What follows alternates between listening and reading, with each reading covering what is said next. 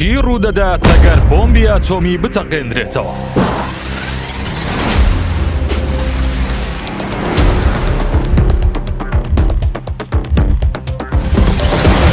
تەقینەوەی بۆمبی ئاتۆمی وەک هیچ بۆمبێکی ئاسایی نییە.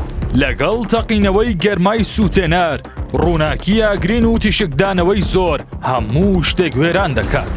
تەنها لە چەند میلی چرکەیەکدا پلەی گەرمی نزیک لە تەقینەوەکە 1 ملیۆن پلەی سەدی تێدەپەڕێنێت.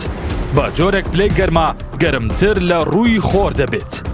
زیانەکانی تەقینەوەی بۆمبی ئاتۆم ئەوەندە زۆرن لەگەڵ تەقینەوەی هەر بۆمبێکدا جاستەی تەواوی و مرۆڤانە دەسووتێنێت کە لێیەوە نزیکن. منداڵان بە ناکامی لە داگ دەبن و نەخۆشی مەترسیدار لە نمونەی شێرپەنجە بڵاو دەبێتەوە. زیانەکان بە خەڵک ناوەستێت. تیشکدانەوەی خاک، ئاو و هەوا ژەهراوی دەکات. ئیکۆسیستەمی ژینگە خاپوور دەکات. ئاژەڵ و زیندەوەرەکان دەکوژێت. بۆ دەیان ساڵ کەس ناتوانێت لەو خاکە نیشتەجێ بێت.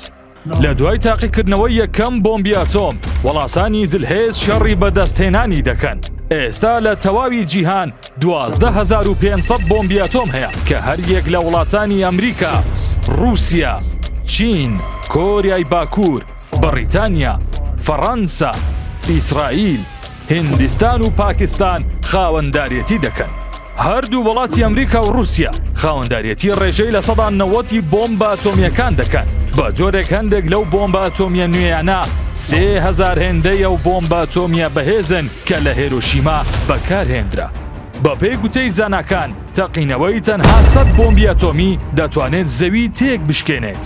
زستانێکی ئەتۆمی پڕ لە نەخۆشی مەترسیدار و پەتا دروست بکات. پلەی گەرمی دوای تەقینەوەی بۆمبەکان 7 پلە دێتە خوارەوە. مادەکان دەچنە ناخی زەوی.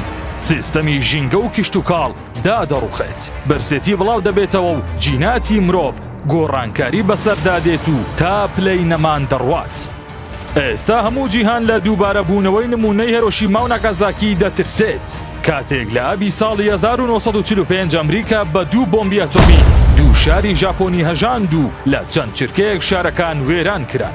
140,000 کەس لە هیرۆشیما و 74,000 کەس لە ناگازاکی گیانیان لەدەستدا و ئێستاش ئاسەواری ئەو جەنگە لەسەر ئەو 2 شارە ماوەتەوە.